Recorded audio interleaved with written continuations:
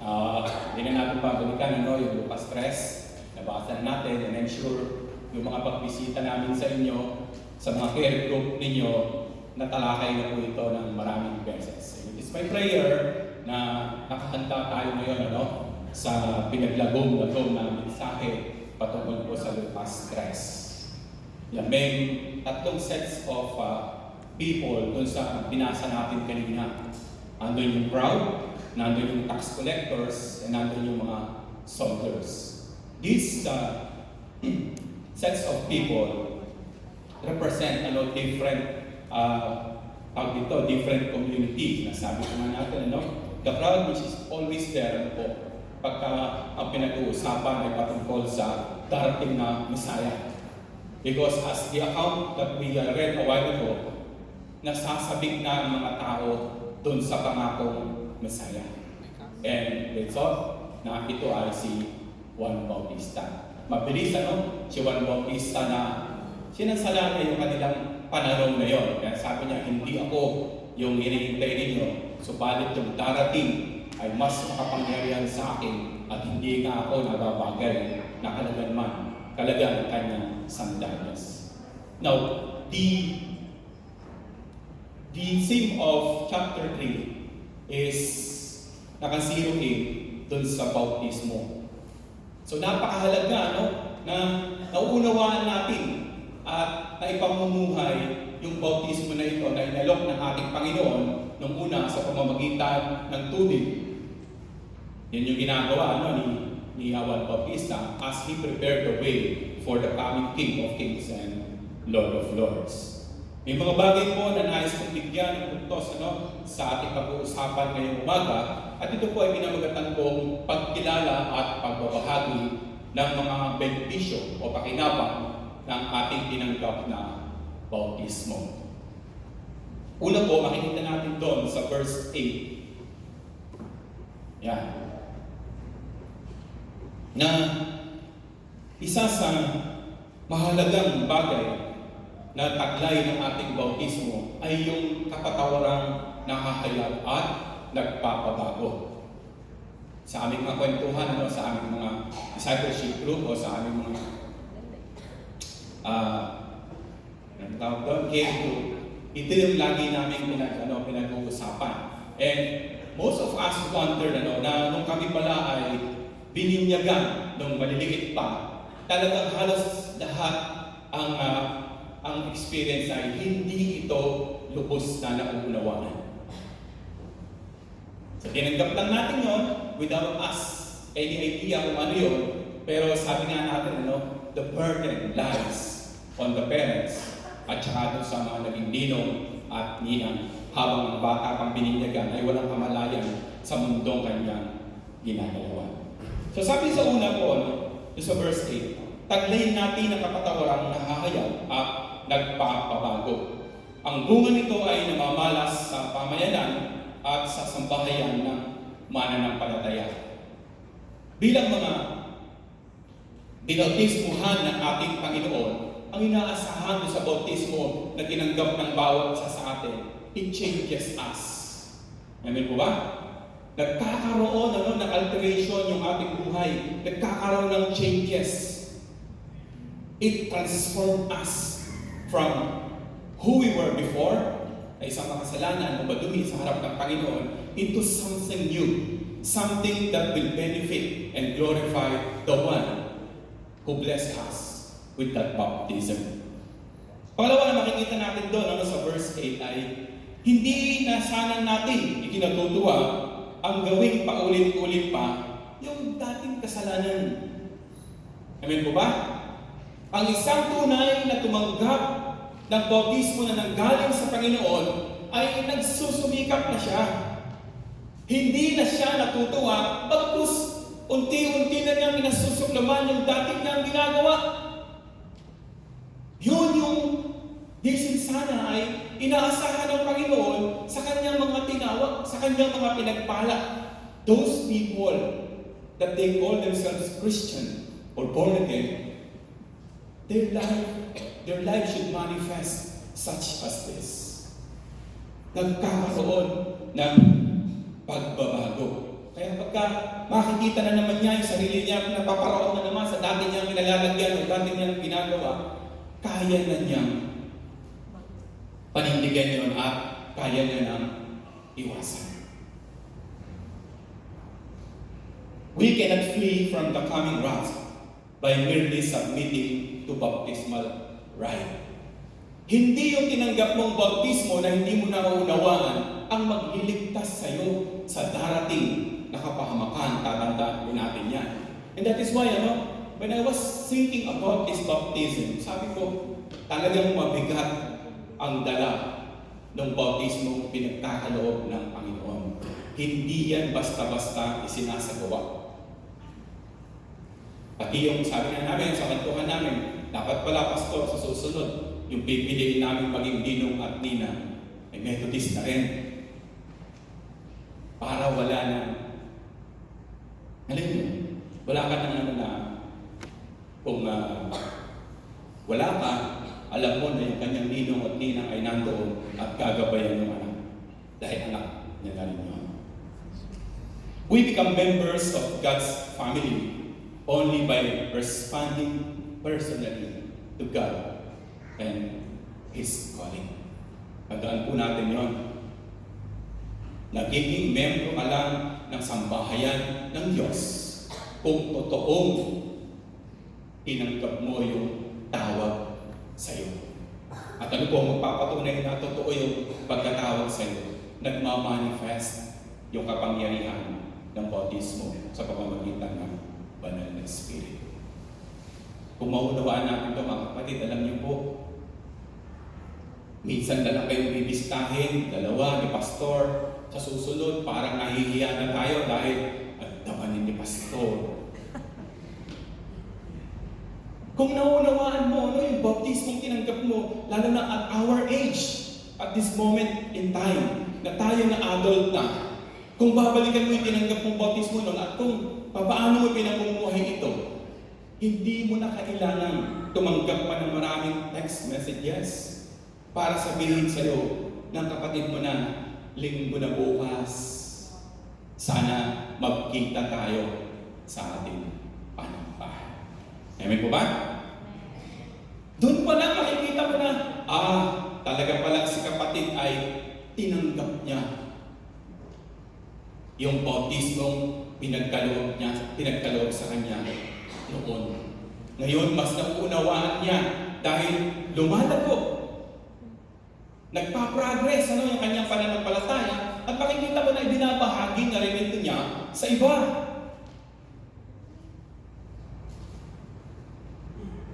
Pangalawa po, doon sa verse 10 and 14, ang sinasabi sa atin doon is, mahalaga sa paningin ng Diyos ang ating ginagawang pagpili.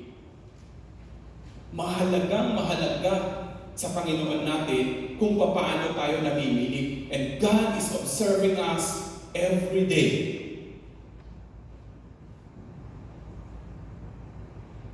He gave us the freedom to choose. Tama po ba? Hindi niya tayo ginawang robot. Pero kaya niya sana, na nung naligtas ka, nung ginagap mo yung bautismo, mula ngayon, ikaw Juby, at ikaw bang hindi ka nagagawa ng kamalian. Kaya niya naman gawin yun. Pero kasi gusto rin maranasan ng Panginoon mo na susunod ka sa Kanya out of your love. Doon sa nagligtas sa iyo. Kaya everyday we must make a decision. We must have to choose anong gagawin natin. At mahalaga ito sa Panginoon. Whether we choose doing good or we choose na bumalik tayo dun sa dati. It's our decision. It's our choosing.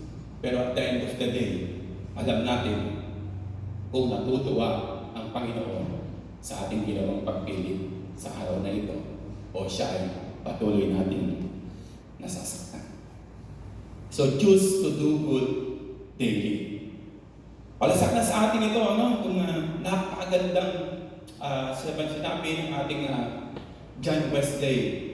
Tignan niyo kung paano niya pinahalagahan, kung paano niya naunawaan yung tinanggap niyang bautismo, na kahit na ano yung mangyari sa kanya, He has to be there. Doon sa mga minors, He has to be there sa mga lugar na kung saan dinadala siya ng Panginoon. Kahit na ano ang kanyang kalagayan. Sabi po niya, do all the good you can, by all the means you can, in all the ways you can, in all the places you can, at all the times you can, to all the people you can, so long ever as you can. Our dear John Wesley did not waste any single moment when he learned and he became passionate to the ministry na tinanggap niya sa Panginoon. Kung hindi niya naunawaan yung bautismo niya na yun, hindi niya isusulat ito at hindi niya i-inspire at encourage ang bawat isa sa atin na ganito dapat natin tinitignan yung bautismo natin. Kasi magiging katulad din tayo ng iba sa simula lang. Nag-aalab, umaapoy. Then, along the journey, nawawala. Nahihipan na muli yung kanilang daladalang nagliliyab na apoy at makikita mo, they go back to where they were before. Let your community know that there is still hope in Jesus. Ganun po. Ayan. Maging daluyan tayo ng pag-asa sapagkat ang mundo ay naghahanap ng kanilang aasahan, ng kanilang kakapitan na kahit anong mangyari, hindi sila iiwan. Kaya sabi nga ni Pablo dito, sa mga sumunod na verse, sa bandang ulit, nananabik ang tao sa pagdating ng liligtas sa kanila. Kaya napagkamalan tuloy nila si Juan Bautista na iyon.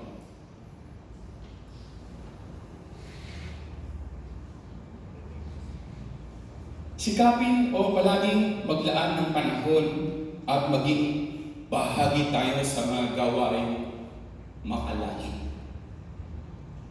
Ulitin ko po yun, I hope you can read me, you can hear me loud and clear. Sikapin o palaging maglaan ng panahon at maging kabahagi tayo sa mga gawain makalain. Doon sa isang sinulat ni John Wesley patungkol sa bakit ba tayo kailangan pumunta ng church. Ito yung sinasabi niya po. Going to church can build faith. Focusing on the Bible and strengthening one's faith are two benefits of worship. And he was talking about here face-to-face worship. Amen po ba? We just cannot rely na tayo ay mai-strengthen na kapag tayo ay nag-online na lang palagi. Nagre-recycle ng mga ginawa, ng mga kapatiran, ng nakaraan dahil naka-online, naka-FB, saan na lang ako manonood dahil pagod ako ngayon. Saan na lang kasi ganito. Well, makatanggap ka ng blessing to. But yung strengthening of one another always happen inside the church. When you are together, singing hymns, inaaral ang Biblia ng sama-sama. Amen po ba? Next po. Yan. Kaya meron tayong ginagawa. We have been doing this on a perpetually every Tuesday. Nagpapasalamat tayo sa Panginoon dahil maraming nagre-response at nagdagdag siya ng maraming kaluluwa ngayon kasi inclusive na dito yung mentoring. Diba? Gumagawa ng remedy ang ating Panginoon para tayo din hindi mawala at makita sa atin pinamumuhay ng aking anak na ito yung tinanggap niyang bautismo sa akin. Nakikita ng iba. Dahil siya ay napagpapala nito, ngayon na ibabahagi niya yung ginagawa ng kanyang iglesia na nagpapatatag at nagpapalawak ng kanyang alaman patungkol sa mga bagay na makalangin. Next na. Going to church create a community. The church is a place where people may support one another and share burdens. Amen na amen tayo dyan. Kitang-kita yan at damang-dama sa loob ng Muñoz United Methodist Church. At hihiling kong palakpakan ninyo ang Panginoon.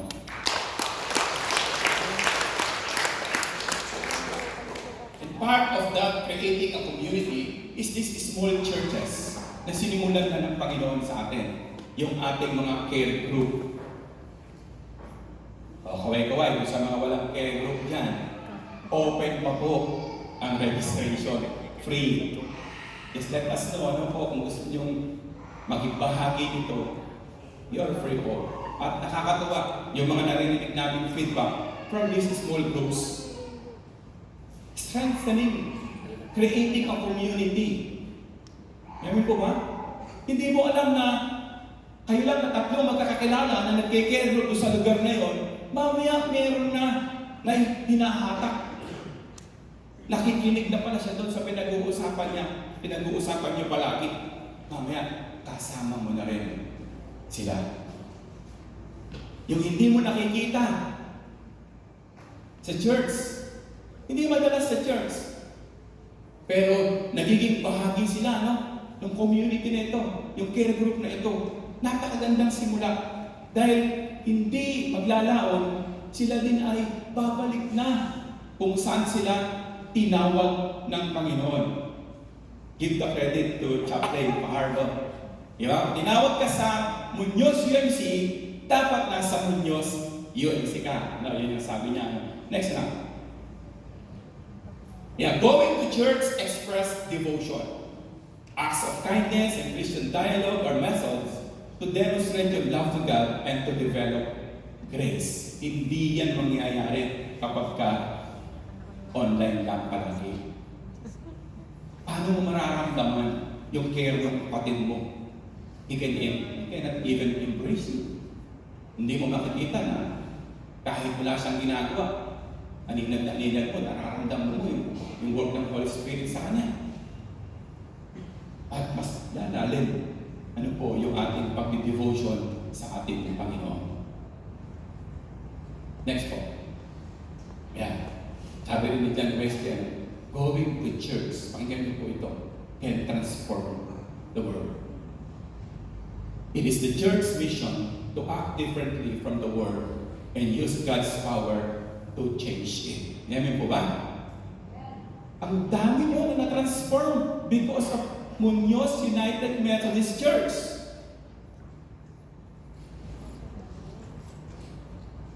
Ito yung nagagawa, mga kapatid, nung bautismo. Kung totoo tayong tumanggap ng bautismo ng Panginoon, nakikita sa atin yung pagbabago, nagagawa natin ang mga bagay na ito sa loob at sa labas ng ating simbahan. Next na. See? We can reach people outside the church.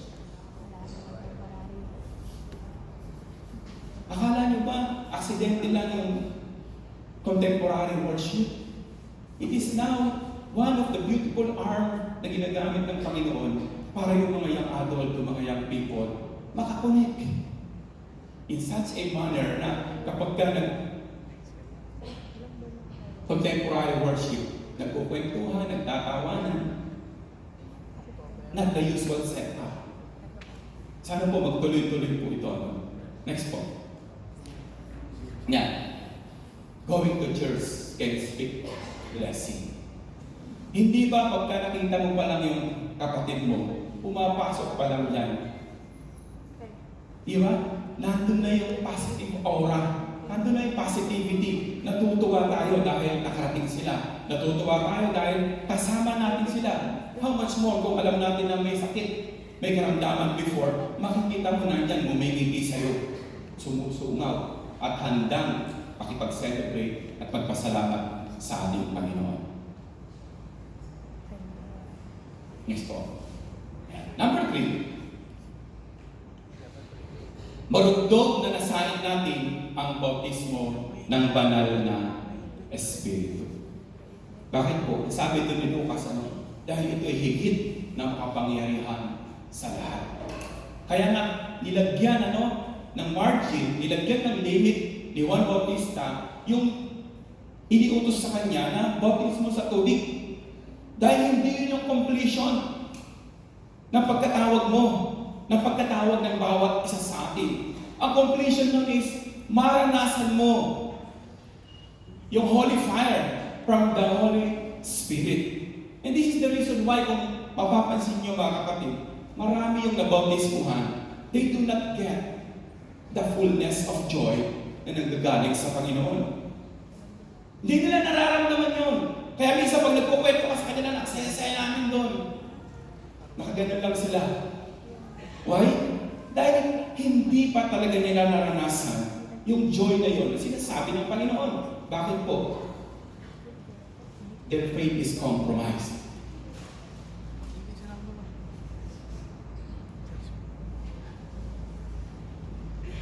Sabado, inaayos ang sarili dahil linggo mananambahan. Tutuwa si Lord.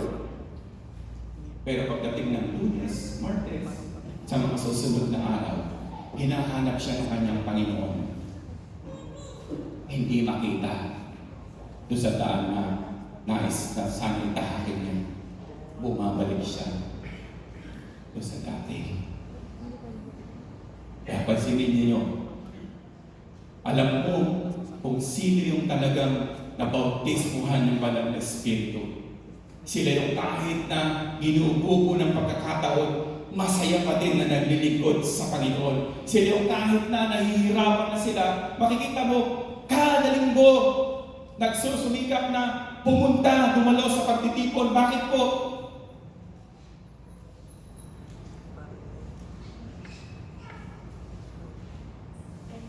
They really wanted, they desire to feel the joy that only comes from the Lord. And to those people na katulad nila ay na-touch na ng holy fire from our Holy Spirit. Tayong taimtim na sumusunod sa Panginoon ang nagtataglay o magtataglay nito. Tandaan niyo po yan. Habang ang bawat isa ay may kakayanan at karapatang tumanggap ng bautismo sa tubig, ang bautismo ng Banal na Espiritu ay inilalaan lamang sa mga tunay na binago at nagsisisi sa kanilang pagkakamali. Do not be fooled. Ano po mga kapatid? Alam ni Lord nung talagang ninanasan natin na magbago. At kapag nakikita niya ito sa kanyang mabuting anak, hindi yan nag-aakabili na pagpalain. At alam niyo, yung Diyos nating pinaglilingkuran, when He blesses people, He gives the blessing in full. Amen po ba? Wala siyang itinitira. Kaya nga nung siya ay bumaba, wala rin siyang itinira. Yung kanyang pagka-Diyos, hinubad niya. Yung kanyang kapangyarihan, tinanggal niya. Upang maranasan niya yung di sanay sasapitin ng bawat isa sa atin dahil doon sa kasalanan na mayroon ang bawat isa sa atin.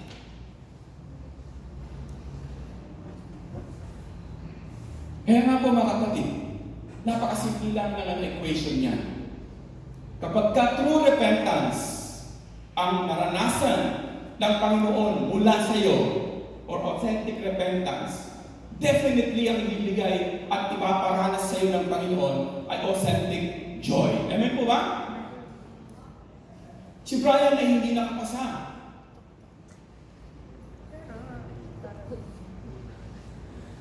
Sa nakaraang board exam, samantala yung tatlo na kasama niya ay nandito. Pwede siyang hindi magalak. Amen po ba?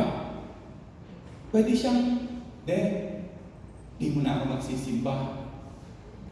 Pabayaan niyo muna ako. We can let him nurse his wound for the moment. Pero nung nagkita kami na magkamano umuwi siya from Baguio, wala si May nun eh. I embrace him silently. Talagang naman ako. Lessons learned.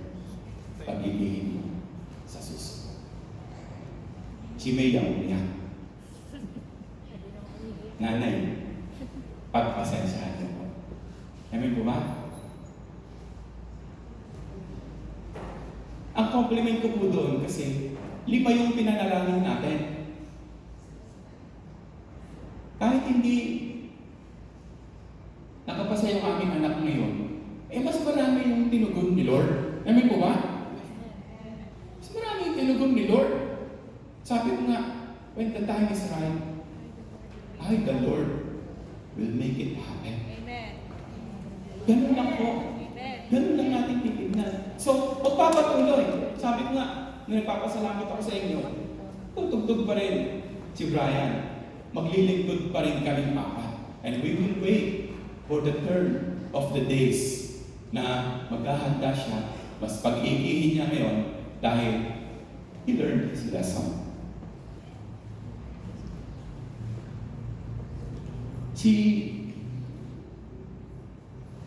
Kahapon pa namin topic ito, pero ito yung tumatakbo doon sa care group namin.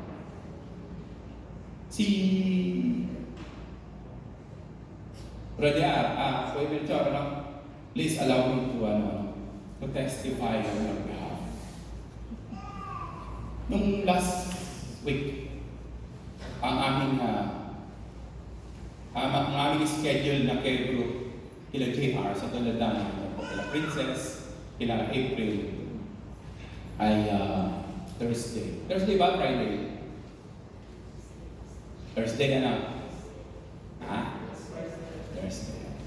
In-adjust namin, ganun na nangyari. Nung nag-message ako to let them know na okay tayo ng araw na ito, tutuloy natin yung ating care group, nag-message back si April. Nandiyan ba si April? Kasama pa rin Kuya Bencio.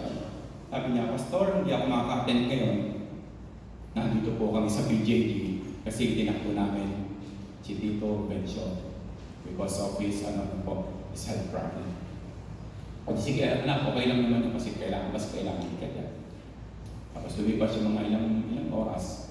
Mamaya, nag-message si Princess, Pastor, hindi rin po ako makaka-attend kasi mataas yung blood pressure ko. So, ang plano namin ni May noon, nung dalawa na yung nawawala, papunta pa rin kami at ipag-pray na lang sila. Ganun ang plano. Mamaya, nag-text si Ruby, Pastor, wala din si si JR. Pero alam ko si JR natin sa NIA kasi yun yung araw ng kanilang Christmas program. Alam niyo po, nakakatuwa yung testimony yan. Nung nandun na kami, wala kaming ibang prayer na sabi ko, sa Ruby, yung pinamumuhay ngayon ni JR na bago will be put into the test. Bago ko na sabi yun. Kasi doon sa Christmas program nila, yun yung mga dating kasama ng kapatid na JR. At makakahalubilo niyang muli yung mga yon. Ano ang gagawin niya? Kaya sabi ko, let us pray for JR, sabi ko kay Ruby. Kasi he will be put to the test today. Let us pray na kung ano yung ipinamumuhay ng kanyang asawa ng JR, pag uwi niya, yung bagong JR pa rin ang darating. Alam niyo po, ang kwento ni Kuya Melchor kahapon, umuwi si JR, yung bagong JR ang darating.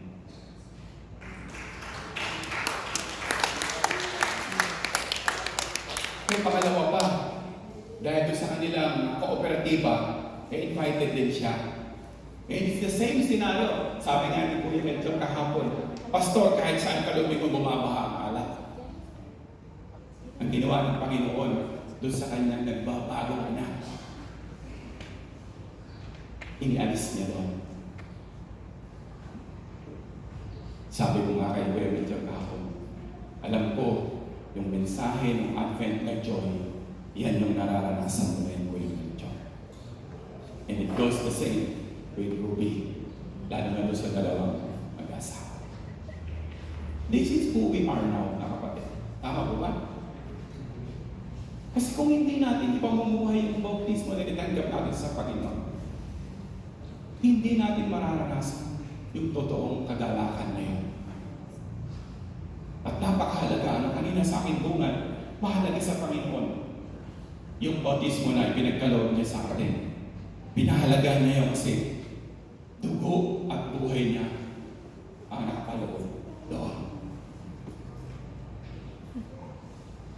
Receiving baptism in the Holy Spirit is like a new birth. It brings about significant transformation in the soul, pakinggan niyo po ito, and altering one's entire way of living. Ito yung gustong makita sa inyo ng Panginoon. Kung talagang seryoso tinanggap mo ang kanyang bautismo, dapat nagbabago na tayo. Amen po ba? Kasi kung walang changes, walang transformation, bumabalik ka lang din sa dating yon. Niloloko mo lang ang sarili mo at malungkot palagi si Lord kapag nagkikita kayo. Kapag lumalapit ka sa Kanya, sa panalangin. Mismo si John Wesley nagsasabi, mga kapatid, na nung tumanggap ka ng bautismo, yun yung simula na dapat ikaw ay nagbabago. Dahil hindi mo kayang baguhin ang sarili mo, tutulungan ka ng banal na Espiritu upang mabago ang course ng buhay mo. From a sinful one into becoming a holy individual. Amen mo ba? Palibitin mo yung katabi mo. Nararamdaman mo ba na siya ay mayroon ng Holy Spirit? Huwag lang lumulutang, iba yun, ha? Amen mo ba? Kapag ka may changes na nakikita sa'yo, yung mga dati mong kasama, purihin mo ang Panginoon, sapagkat yung kapangyarihan ng banal na Espiritu ay nasa iyo na nga. At kung ito ay nasa iyo na nga, huwag mo nang pabayaan, mawala pa yan. Sapagkat malapit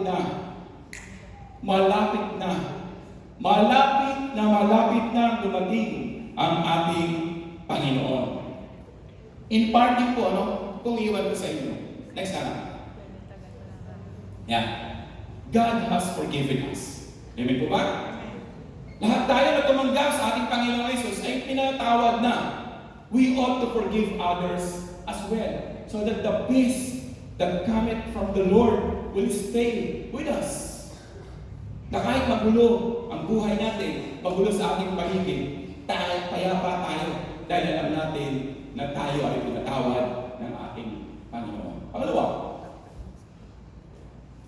let our lives be a witness to hope in our community. Hello! Dapat malaman nila, na yung Jesus mo ay nagdadala sa iyo ng pag-asa. Hindi yung ikaw na lang ang palaging sasabi sa kanila, kakaasa ko, nga kastoy-kastoy. Nasaan ang pag-asa doon? Paano nila makikita na yung Diyos mo ay may Diyos ng pag-asa mo, ikaw mismo, na nagsasabing ikaw ay binago ng Diyos na ito, walang makakita sa